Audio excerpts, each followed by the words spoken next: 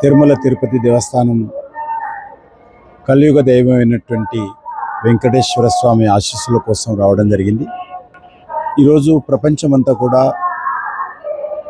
ఒక ఉద్రిక్త వాతావరణంలో ఉన్నప్పుడు వెంకటేశ్వర స్వామి ఆశీస్సులతో మన దేశంలో శాంతి, అభివృద్ధి ఈరోజు ఏ రకంగా ఇబ్బందులు లేకుండా మనము ముందుకెళ్తా ఉన్నామో మనం చూస్తూ ఉన్నాము.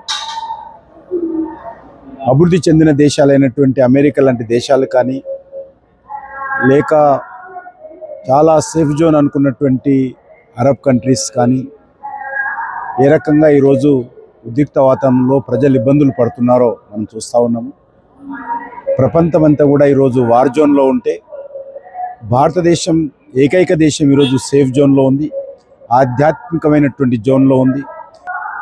అనేక ఉద్రిక్త వాతావరణం ఉన్నప్పటికీ కూడా మన దేశము 140 కోట్ల మంది ప్రజల సంక్షేమం కోసము కలియుగ దైవమైనటువంటి వెంకటేశ్వర స్వామి ఆశీస్సులతో ఏ రకంగా పరిపాలిస్తున్నారో, ఏ రకంగా సమస్యలను పరిష్కరించుకుంటూ అందరినీ కలుపుకొని ముందుకెళ్తున్నారో మనం చూస్తూ ఉన్నాము.